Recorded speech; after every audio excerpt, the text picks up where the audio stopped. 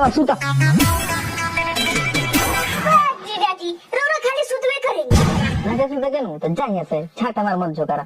हां सुत लो अपने 2 बजे रात सुतल बा। रात के गाड़ ले बानी का जे 2 बजे रात के सुतल बानी जल्दी उठिया मुंह गाड़ धोई मार पके बोरे बोरे हम परेशान कर बड़ बा मरवा के बन बनू ताव सुत। बाप जीजा जी रोरा खाली गंदे गंदे बात बोलत रहेली। तो जाना तू अपन काम करो काहे के हमरा के उठाओ दरू हम उठ जाम अपने से बताओ ना अबे उठी रौरा हमरा बेच देले बा। बेच देले बानू तो जाओ केवाड़ी के कीली लगा के आओ तार बुखार हम झाड़ दी। रोरा 24 घंटा ना घोटे घोटे के फेर में रहेली कितना प्यार से उठावे आइल वाले। आप कौन तो काहे के हमरा के जगह वेलू हो कोनो काम बा अपने हम 2 बजे रात के सुतल नटी जात दू के दुहाली। थोड़ी दोगला जीजा बानी रौरा इतना हॉट साली रौरा के उठावे आइल बा तो रौरा भाव खाता नहीं। अच्छा अब ले दोसर चीज रहे तू तो तारा के पटक के ई जहां छटा दी आ तू एगो 12 न टेर कपै तू इतना सस्ता बा कि केहू धके हाथ हटा दे। चले चले हमरा के स्कूटी सिखाई। जा तार बहन चोदो लालवा लहसुन से स्कूटी से खाती हमरा के जगह देलबो जा बिहान सीखियो चलो ना हम अब ये सीखम जल्दी चली ना अब ये सीखम बिहान सिखा देम बात मान जाना। ना हम अब ये सीखम। अच्छा चुप चुप सिला सिखा देता अच्छा ठीक बा जल्दी से जाई मैदान करके हाथ गोड़ धो के आई। सिखाएम बाकी एगो शर्त बा का हमरा संगे सुते के पड़ी आज रात के। ना जीजा जी हमरा संगे न सुतम कोई रात के हमरा संगे कोई गंदा काम कर देम त बे गंदा काम करे खातिर थोड़ी सुते कहता नहीं सुतल जाई के साथे त एगो फिल्म देखल जाई। कौन फिल्म जोनी सिंह मियां खलीफा वाला। बहुत तू छिहत्तरी बाड़ू तारा कैसे पता जॉनी सिंह मियां खलीफा के बारे में। हमरा थोड़ी ना पता बा हमर सखी एक बार जोनी सिंह मियां खलीफा के फिल्म देखले रहे वही याद पड़ गइल हां। अब साफ बोली हमरा की स्कूटी सिखावे चलब कि ना।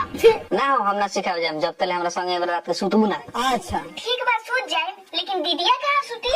चार दीदिया गल बड़ी हॉस्पिटल में बच्चा करवावे। ठीक बा आप सिखावे चली। अच्छा रुको हम आवता नहीं मैदान पे सब को के। ठीक बा जाए लेकिन जल्दी आ जाए हम स्कूटी सीख के ही स्कूटिया से अपना घरे जाए। हमरा जुजवा से घर ना जाइबू दीदिया जिए ना दे ठीक बा हम आवता नहीं मैदान पे सब को जो चाहो बोलो यार।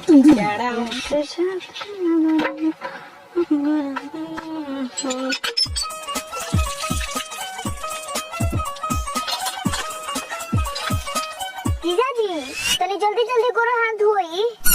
गजो भी अब ताइल बिया रे जगह से बिया होई ओकर जिंदगी खराब कर दी।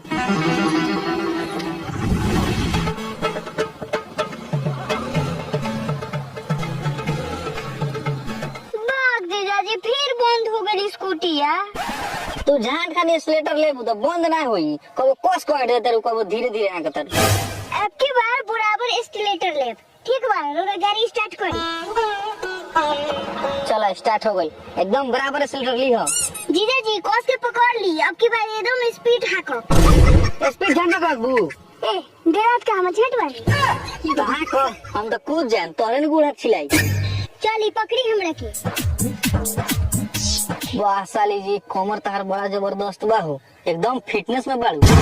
यही कमरिया पे कितना जना के हार्ट अटैक आयल बा अभी रोरा कौन फेरा में बानी छोड़ी कमर। तब का पकड़ी तार दुन हरा न पकड़ ली का। बहुत रोरा स्मार्ट बनत बानी अभी हमरा देख के टच करबो मत करम ना तो अब ये रात के सुते वाला प्लान कैंसिल हो जाई। ठीक बा हम चलावे तानी पकड़ी हमरा के। पकड़न तक गिर ना जाइबू तू चला हट ऐसे ही।